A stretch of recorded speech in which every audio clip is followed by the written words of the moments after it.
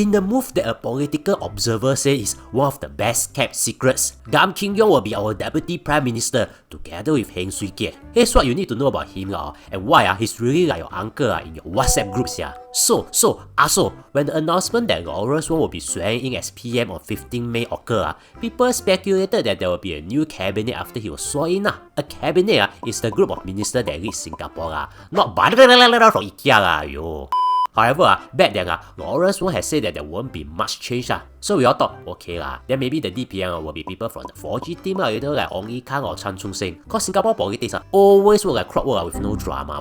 Watching paint dry is more interesting than waiting for some surprise in the government. But no, there's a surprise. Instead, Lawrence Wong chose the man who fought COVID with him, Gan Kim Yong, who is currently the Minister for Trade and Industry. Gan Kim Yong will also be the acting Prime Minister when Lawrence Wong isn't around. He will still serve as Minister for Trade and Industry while being a DPM. So, who's Gan Kim Yong? I bet that before COVID-19, if you bump into him on the streets and he greets you, you might just think, hey, that one, is he my science teacher in primary school? Or my physics teacher in secondary school? Cause unlike 4G leaders like Lawrence Wong or Ong Yi Kang, or 3G leaders like Lee Hsien Loong, you cannot say that he's 3G or 4G cause he became a Minister of State instead of a full minister when the 3G team was kind of established. So you can say he's kind of a 3.5G.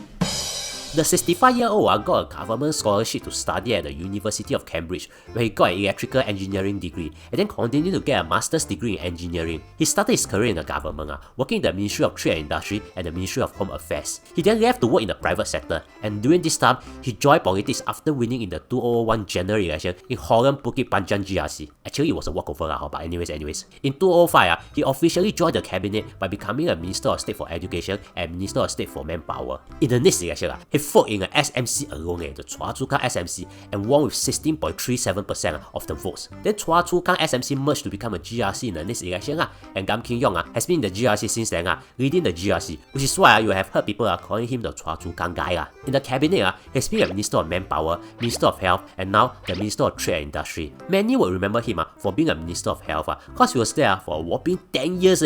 That's considered very long in politics. Actually, during his time as a health minister, he started many things, including the current war on diabetes that somehow makes soft drinks nowadays taste like soda water.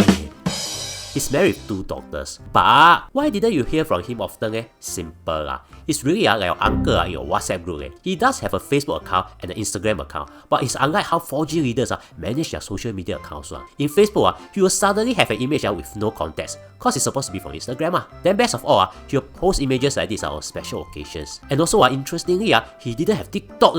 At least I cannot find it. That is almost abnormal. Cause in this day and age, social media has become almost a need for politicians, and having TikTok is just as important to win an election one. I mean, even Joe Biden. No got one politician has 0 presence in social media and win big in elections one. Who?